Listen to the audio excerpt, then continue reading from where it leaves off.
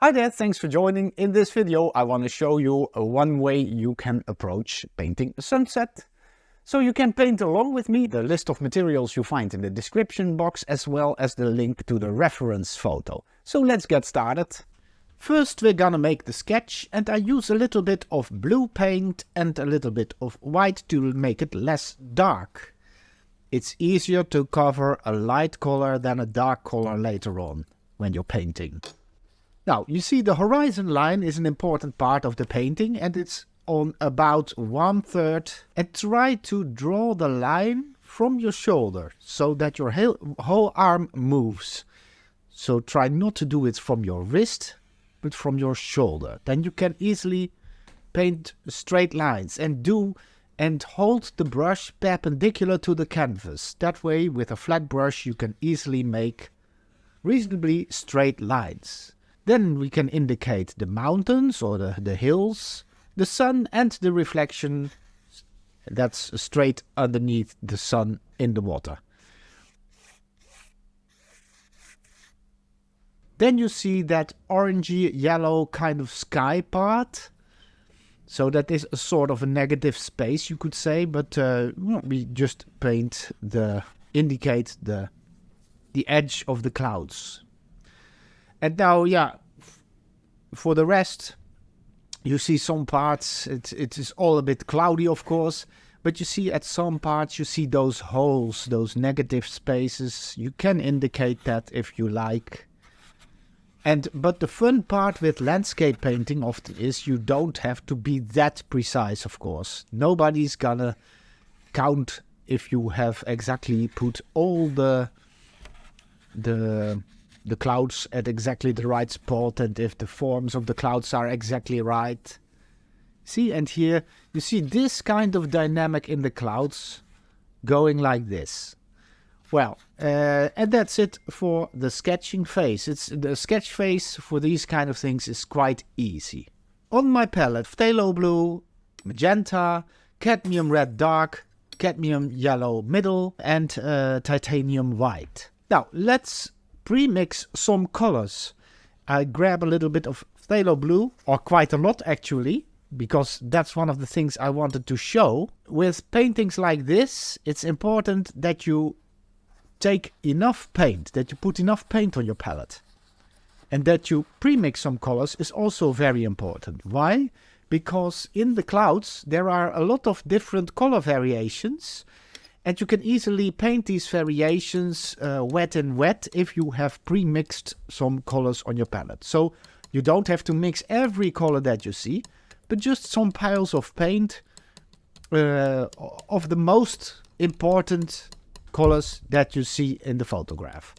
So first I add some titanium white to make the color a little bit lighter, and then I adjust the color later on with a little bit of magenta as well, and a tiny amount of yellow.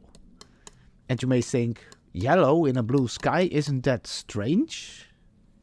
But that isn't very strange, because the color of the cloud is blue, but it is a little bit more dull than the blue color that you get when you only mix phthalo blue with white, because then you get a very bright blue color.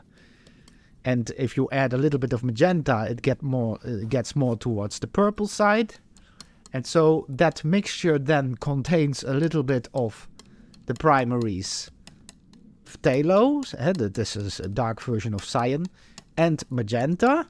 And if you add the third primary, so yellow in this case, then the color gets a little bit more gray.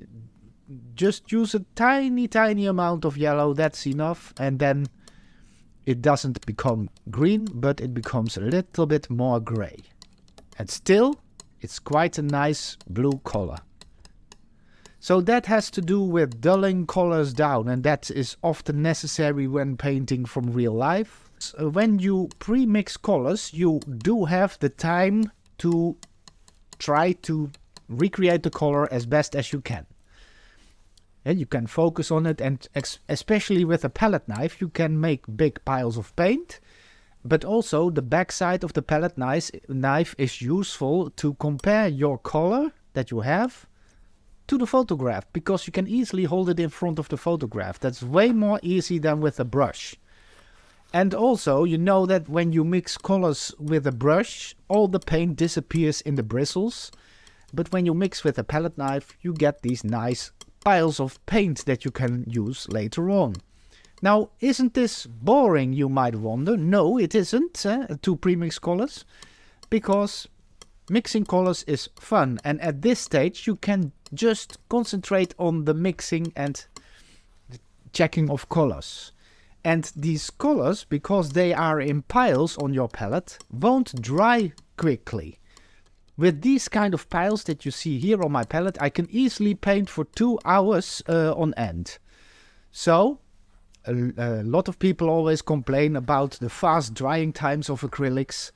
And well, certainly with paintings like this, you want to be able to paint quickly, to paint wet and wet, so to speak, a lot of the times. And now you can easily do that when you have premixed the most important colors. So you see, now I have a color that's useful for the edges of the clouds that are a little bit lighter.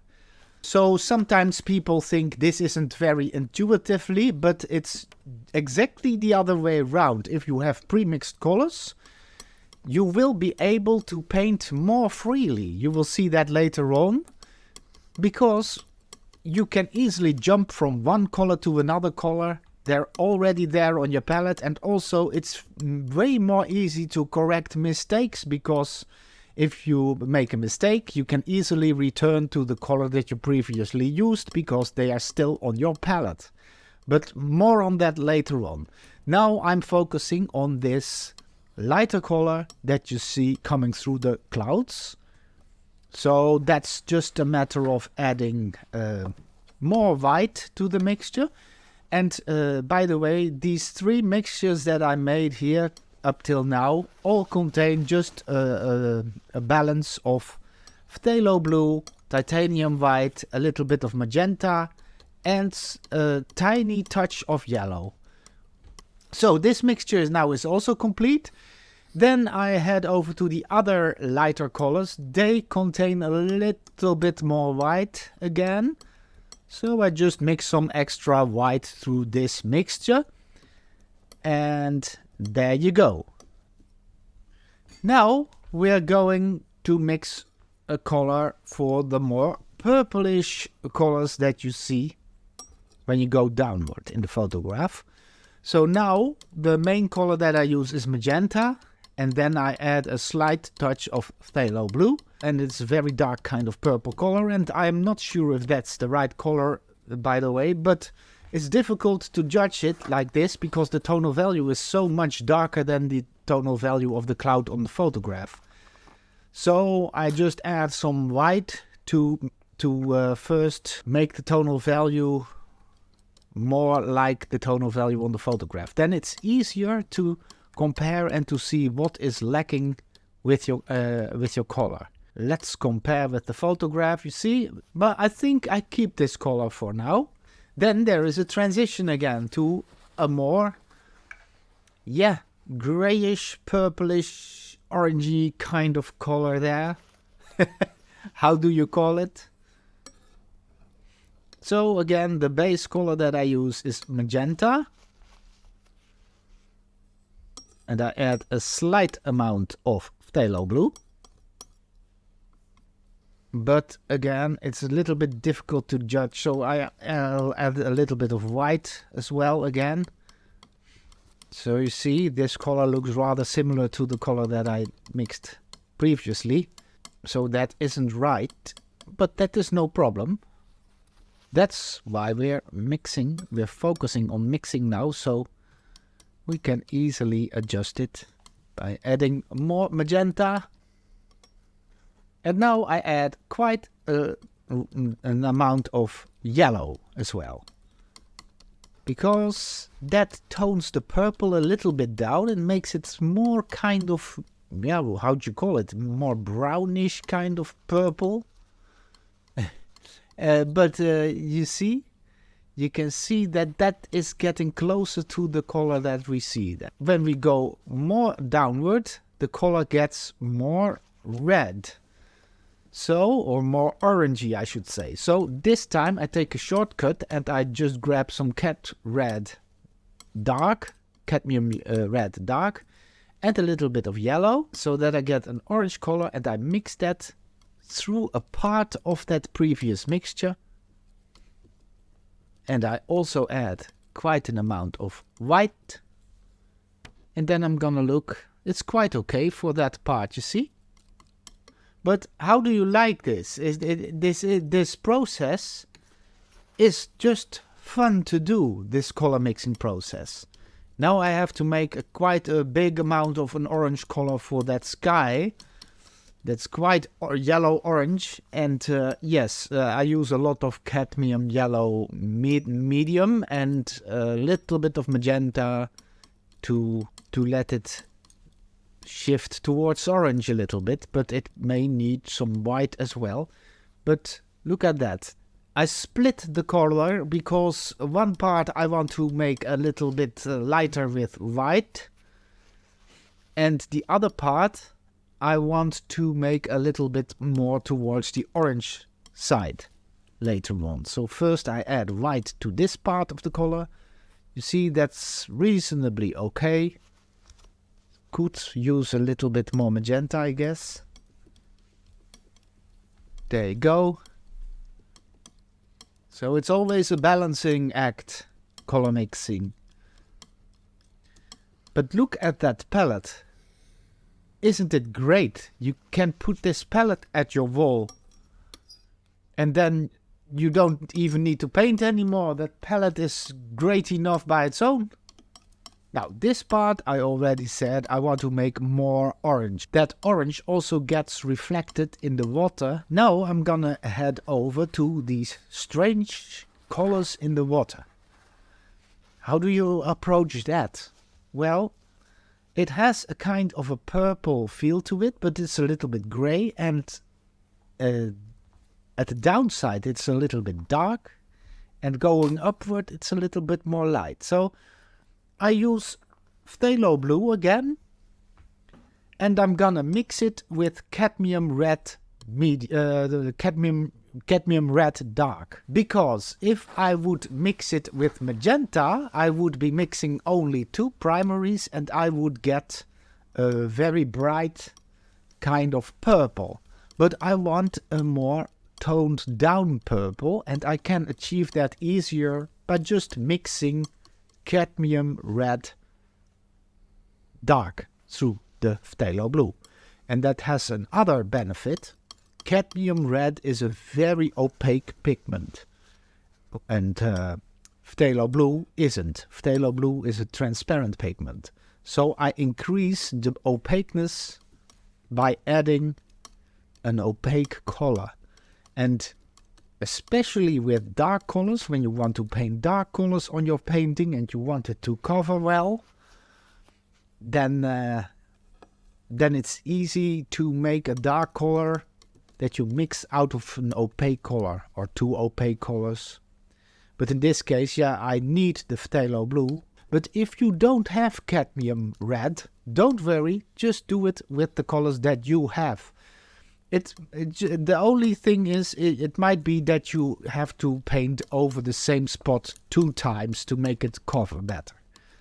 But that's no problem. But for the video, you can understand it's easier when I can show it straight away in one session, in one layer. Now I have added a little bit of white as well to make it slightly lighter.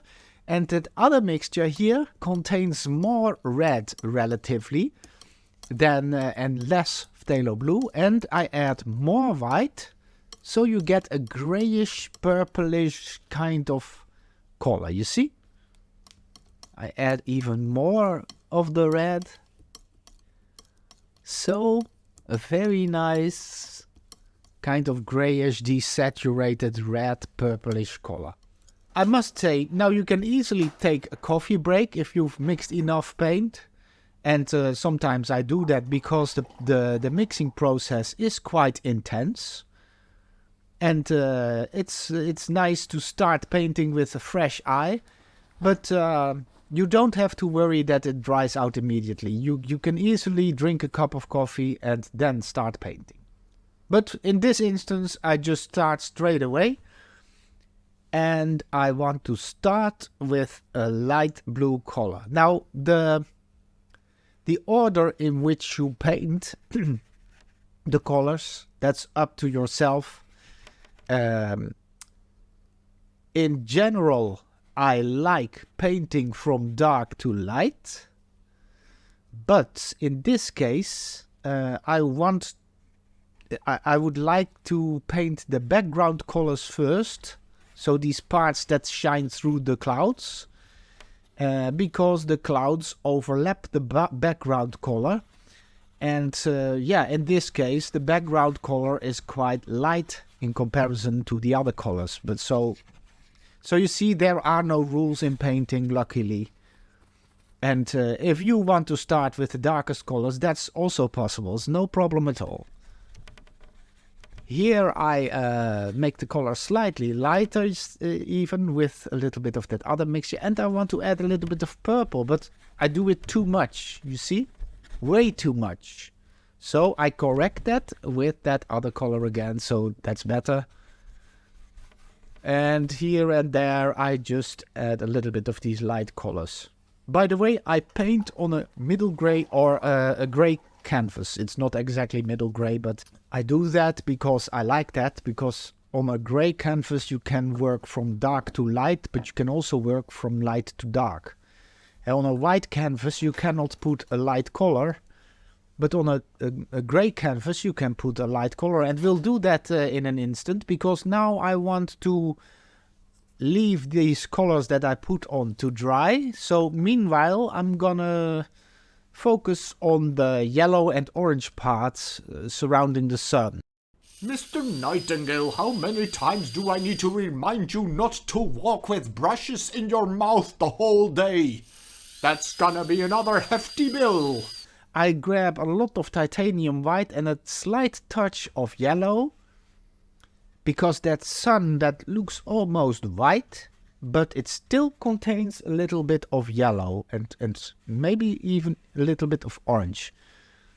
So be careful not to be too quick with titanium white, to drop titanium white on a certain spot, because most of the times even the lightest colors still contain color.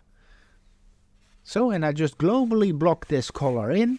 It's just a first layer so that it covers. But you see, on a white canvas, that would have been very strange, and as well, this light color would have looked very dark already on a white canvas. But on a gray canvas, this color looks light, as it should.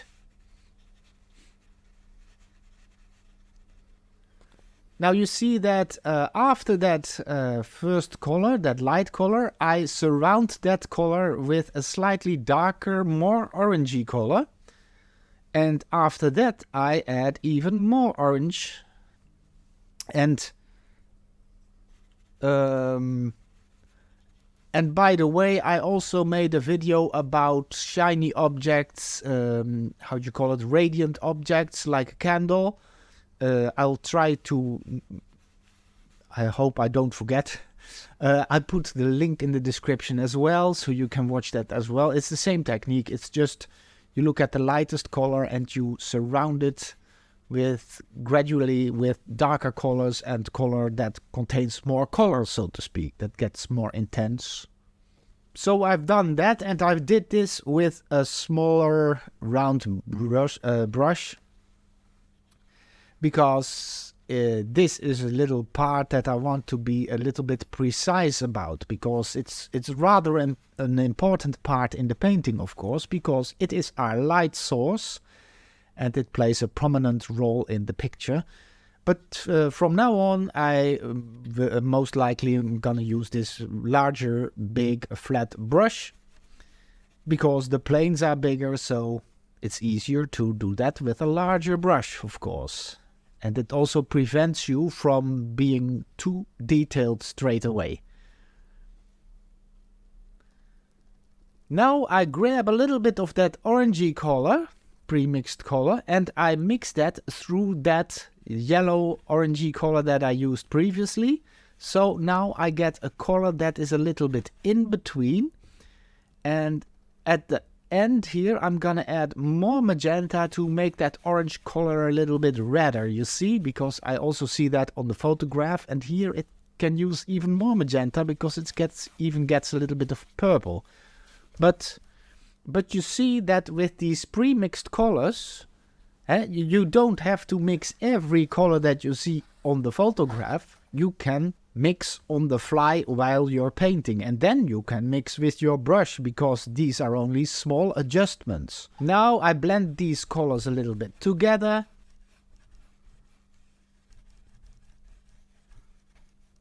And you see, then you get an easy transition, and that transition is easy because you've done all the work with the pre-mixing of colors.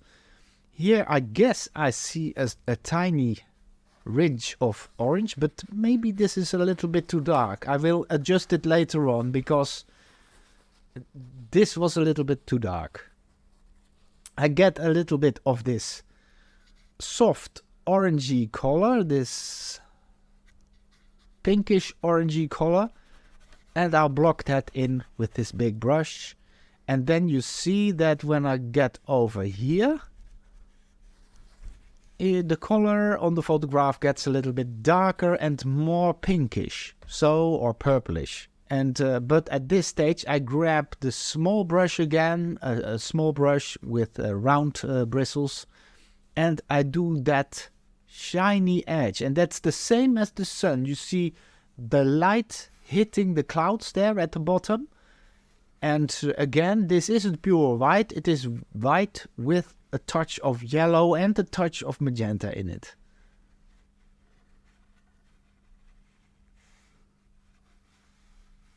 But you see, now I'm getting the problem of that too hard orangey kind of line. That was a mistake that I made. That should have been a softer pink color. So I have to adjust that as well. So we all make mistakes while painting, and I'm absolutely no exception to that.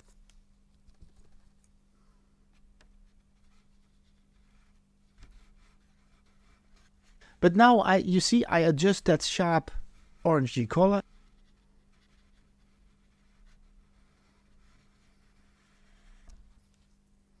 And now I can more easily blend the two. You see, then we get a little bit of a lighter edge there, but it blends more easily because there isn't that darker ridge that I had previously. So this is a little bit strange for me as well to start with detailed work in the beginning of a painting. Most of the times that won't happen. Most of the times I make big color planes and start detailing over on top of that or later on. But because I want to paint wet in wet in this case, I just better start detailing this part straight away. And now I get that same pinkish color again. I make it wet again, so to speak, so I add a new layer of that. And then I head over to the next color that I had in mind to use in these clouds. And look at this. It's just strange. You're just like a house painter. You're just doing your job. You're just painting these planes. But these planes don't work with each other at this moment. Looks like they're all different color planes that are standing on their own. And there's no interplay. But when you paint more, then you learn that that will start to happen later on. And when that happens, then it's also the time to start looking for corrections. What works, what doesn't work. At this stage, you cannot say anything about that. It might be good, it might be very bad, we don't know. And so don't try not to stick around too long in these early stages. At this moment, for my doing, I'm already quite a long time at this stage.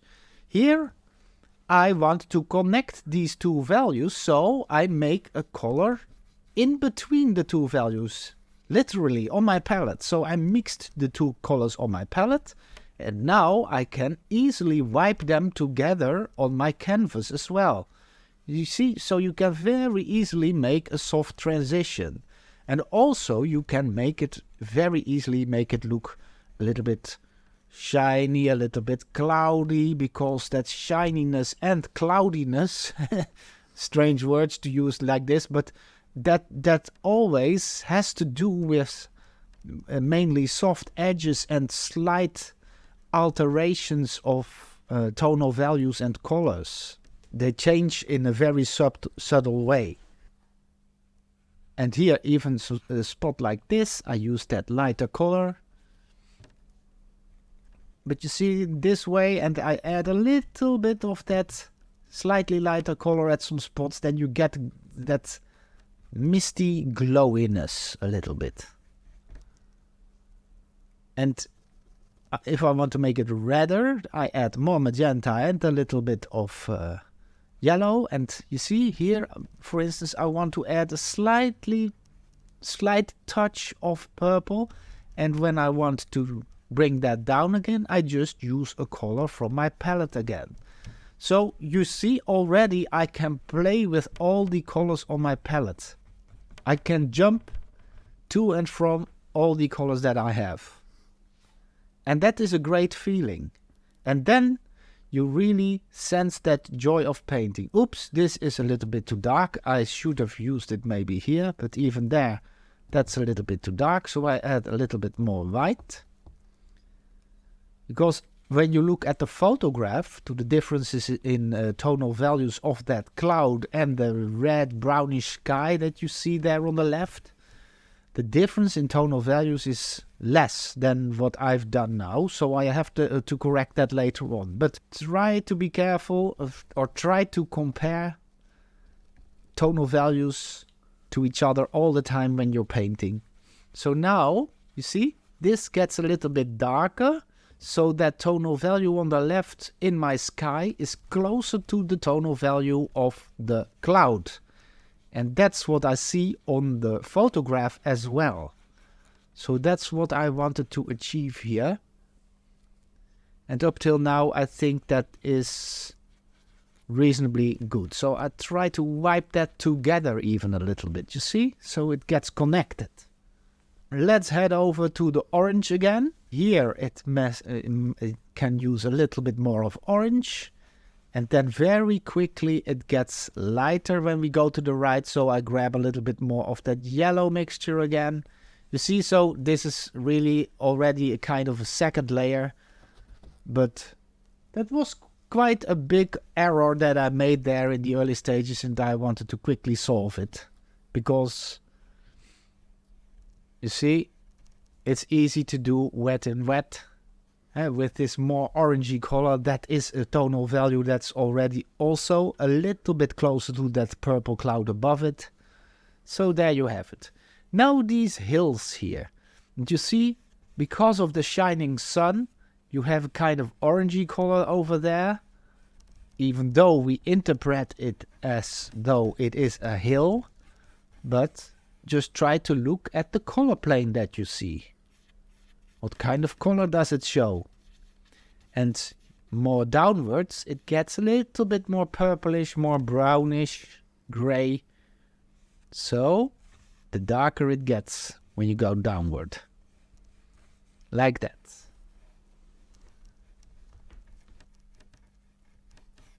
But again, squint your eyes, look at the photograph and try to see what is light, what is dark. So, although that hill is a little bit darker than the sun, for instance, you still see that it isn't black. It's not that dark. You see, the darkest parts in the photograph, if you squint your eyes, you can clearly see that it is in the waves in the left bottom corner. That is very dark compared to the rest. Now let's head over to the water. Because we're in the orange mood and yellow mood. No, but that's just easy because, again, also in the water, I want to add at least 2 layers. So first I'm gonna make some kind of a base layer. And why do I do this? Because this is what we call in painting, it's textures. We see textures here. And you see the surface of the water that has already a color shift. That is already difficult enough. So I first put in a yellow part and then a more orangey part. And then I'm gonna look how can I make this a convincing kind of transition. But after this, if I can achieve this, if I can make this a kind of a water-like surface, after that we still need to add some texture of the waves, for instance, the little waves that we see.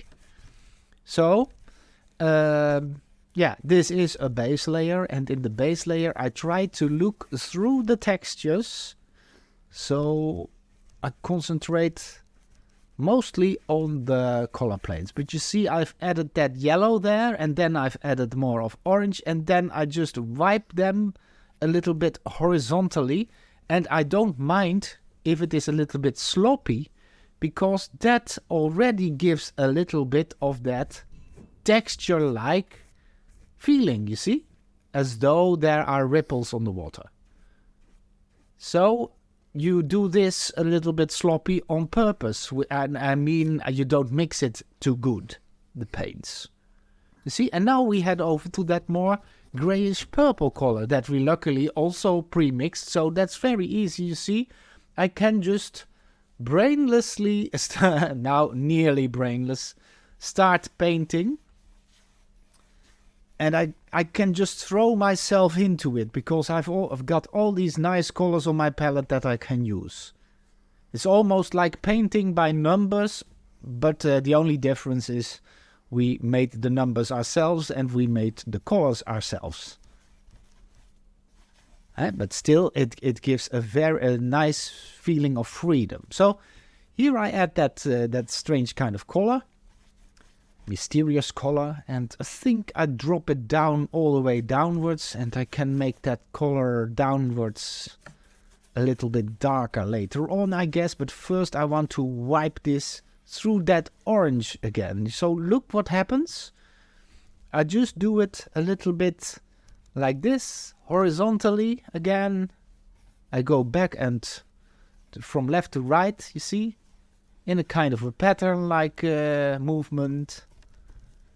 And then before you know it,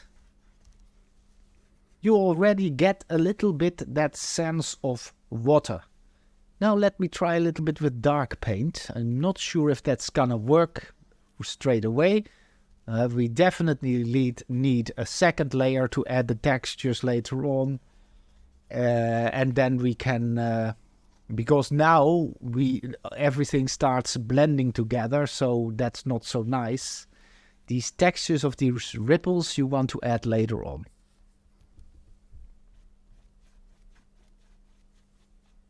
There you go, a little bit of difference between light and dark.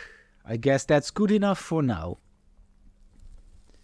Now, I make a transitional color between these two, you see? So, this is slightly more purple than the color that we used before. And at some spots here as well, at the downsides of the clouds, you see that more purple stuff. So I add that to it as well, you see? And then I get that previous color back a little bit to connect it. So you see, I can connect it by just using that previous color a little bit. See, like now, I just add that previous color. It's a little bit too much. Then I add that new color and I mix them on the canvas. So you get a very soft difference. Now let's head over to the more blue colors. So this one I can use for the shadow kind of parts of the main clouds. Blue clouds I can call them in this painting. I'm just gonna drop that color in. Again, just doing my job, just filling in these big forms. And you see that looks very, very strange again. So don't mind that, don't look at that. Just try not to think. As a painter, you have to learn, or you will learn, that things in the beginning don't always make much sense. And that your painting will evolve while you continue. And you build your painting.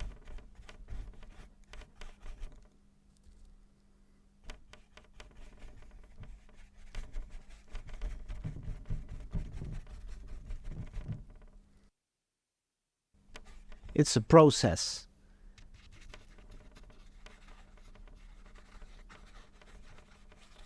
And we all know, I think most viewers know that, if you have painting experience, this phase that you see here right now, this can be very kind of frustrating.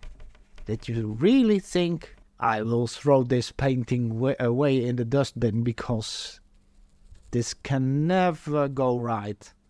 But now I'm gonna connect these two colors literally on my palette. So I put that blue color through the purple colors that I used downwards here. And now I can easily mix them softly together on the painting. I can connect them more. See, so the open spaces disappear between the two. And then already in that part, you immediately see, something is happening.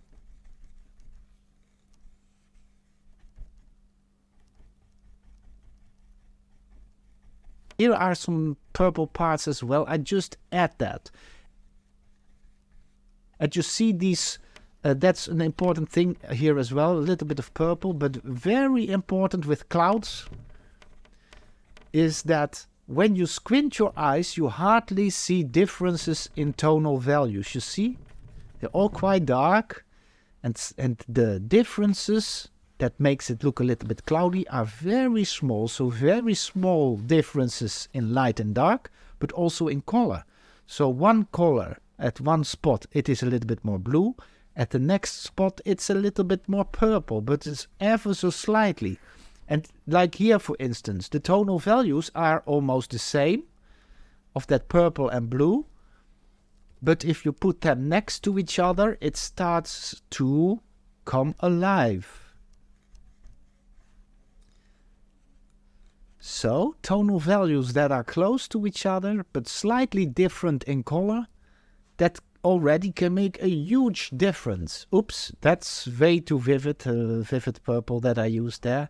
I have now taken that slightly darker blue color on my palette, you see here. And with that I can block in these slightly darker parts. And you see that first, of course, when you put that in, your brush is loaded with that dark color. But the more you progress, the less that gets and the lighter it gets, because it is mixing with the color on the canvas. So you use that phenomenon to your benefit. So you start at the darkest part and then you go a little bit downward. And here I do the opposite again. I add a little bit of the lighter color again to accentuate the lighter parts.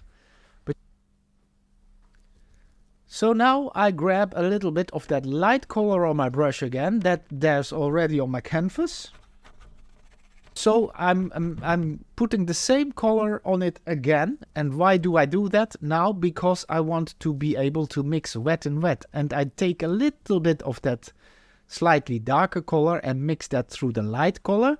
So now I get an in-between value, a transitional value that I can use to make the edges a little bit softer already.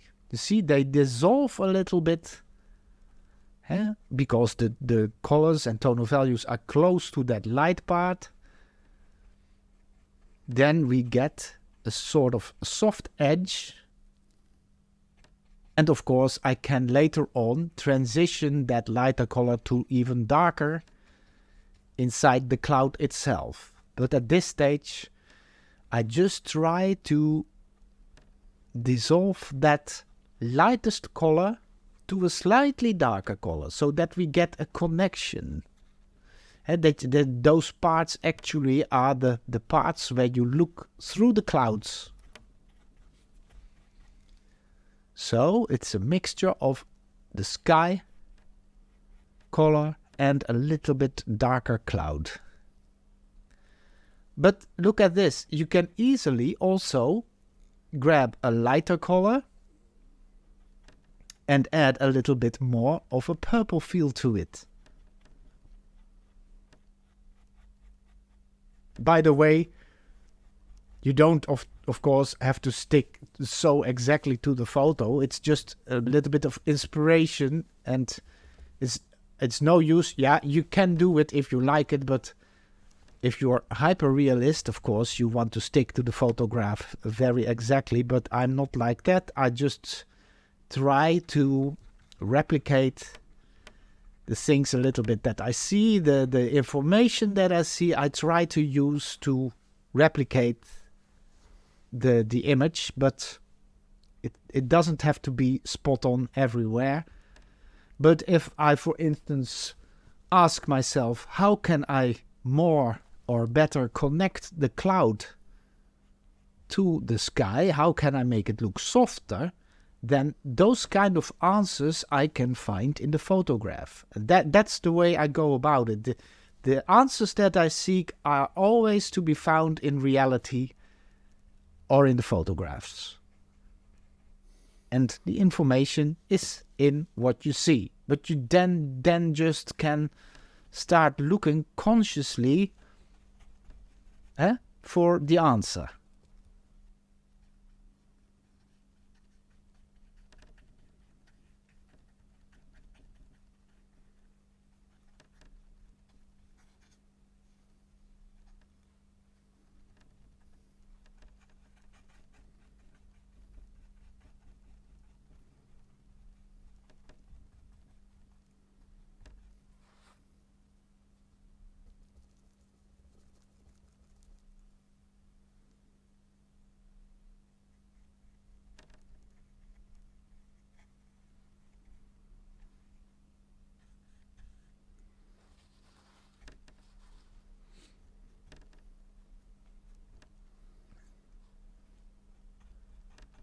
In the same way, you can look then for things like light and shadow, and for tonal values, how light and dark are the colors that I see, what makes it look like this.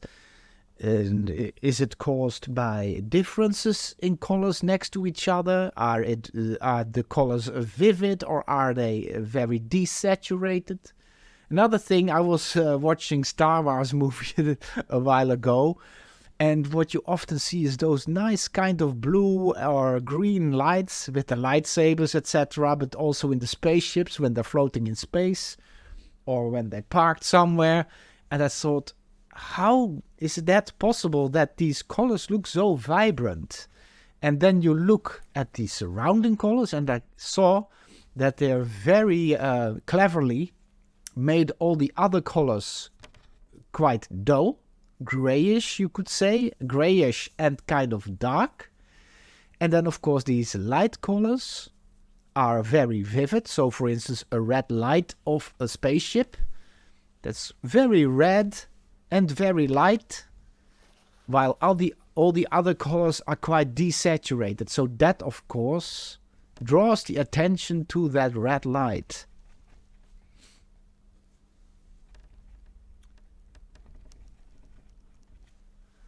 So while I'm talking all the time, you see me painting, and it's just really a matter of combining the colors that I have on my palette. You see what a mess it gets on my palette? I love it. But I always take care that the main part of the pile of paint that I've premixed gets untouched. Acrylics dry darker than what you see on your palette. So if I want to paint that light sky again, and I would have to remix it, then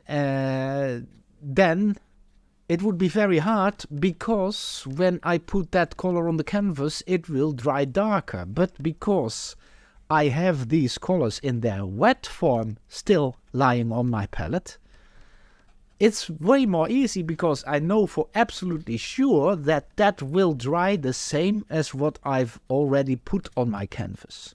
Here again, I drop in transitional value.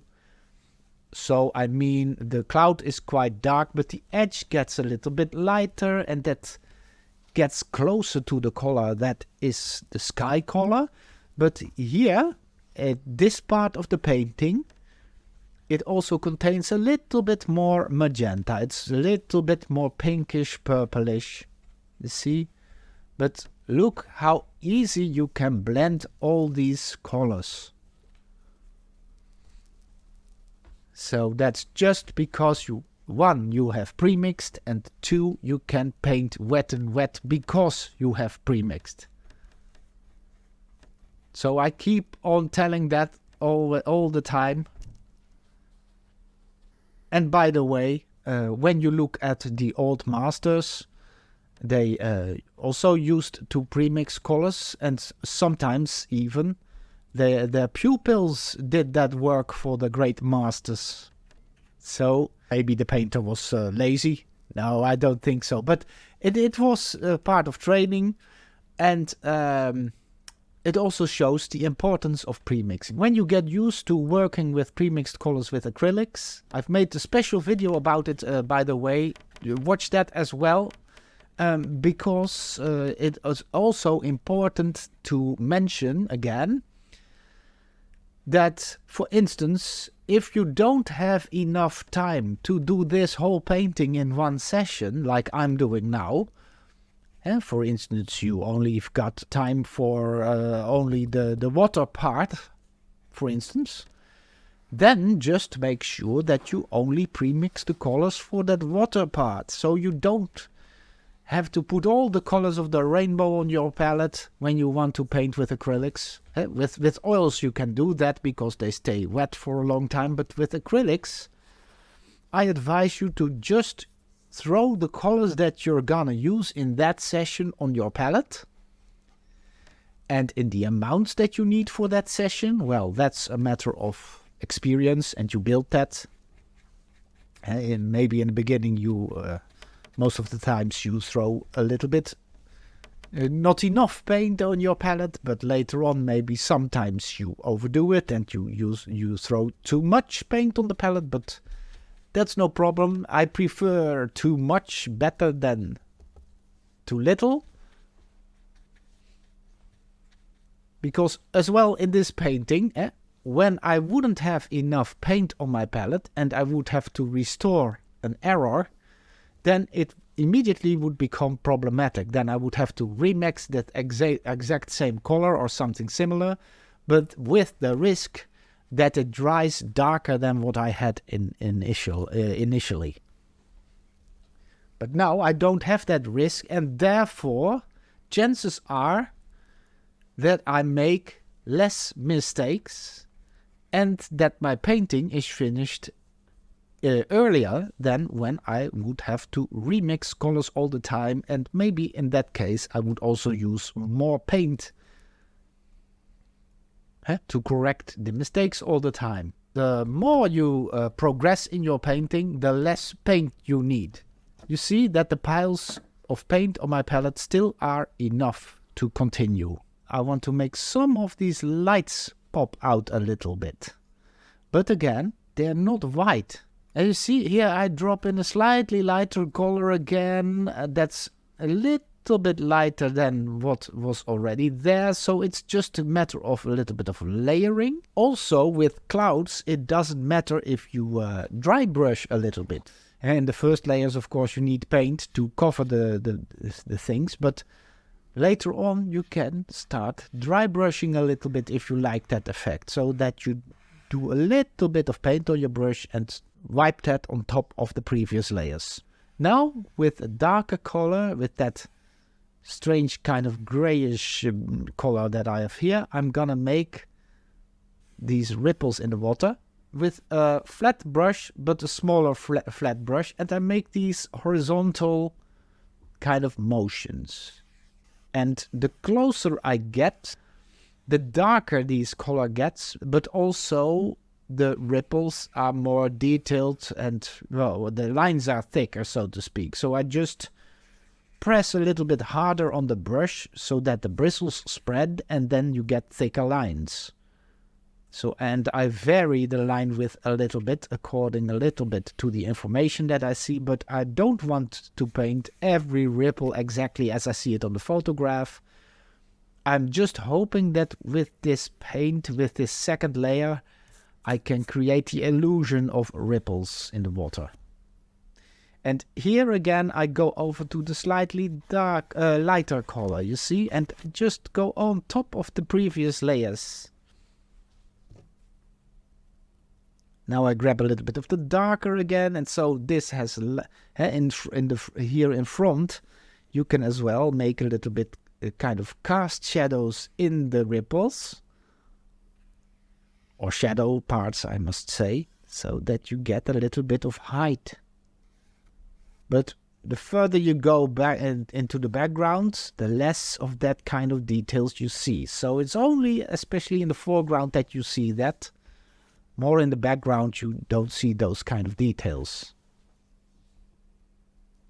Now I do the same, but now with orange on my brush. So I make these horizontal moves like this, just to create a texture-like pattern. So that yellow there is a little bit the base color, and then that orange gets on top a little bit and it gets connected, and now I get to the yellow again. Yeah, and I make a kind of an in-between color, so a transitional color, but then I wipe that horizontally as well. Now I'm gonna do the lightest part, so I add a lot of white to that yellow orangey mixture, and let me just for the last time drop in an extra layer to make it also these details of these edges here, and you see here as well some of the lighter parts I want to accentuate a little bit more, and of course on the water. And again, these are just kind of horizontal strokes like this. And the more downward you go, the more space there's in between them, and the less light they get, in fact. So, and that is easy because it mixes a little bit with the color that's already there. Some spots I want to do very tiny details. That's a little bit my style. I want to, in general, paint a little bit roughly. But at some spots I add some tiny details so that in the end you get the impression that the painting on the whole is a little bit detailed, but in fact it's only at certain spots a little bit. Spots that I think are important, spots that I choose. And well, but that's up to you. You can decide that. How far do you want to take it? And there are no rights and wrongs. You may do whatever pleases you. Here as well, I want to put in these very light spots that I see on the photograph. Still, I just use a very light color, but it still contains a little bit of color. A little bit of blue and a little bit of magenta. And then I make sure that I blend them a little bit into the cloud that's already there. So connect it to the surroundings. That's always important, I think, because otherwise it looks like light dots that are dropped on the painting. But when you connect them a little bit, then it gets that shiny effect. Here as well, there's a lighter part, and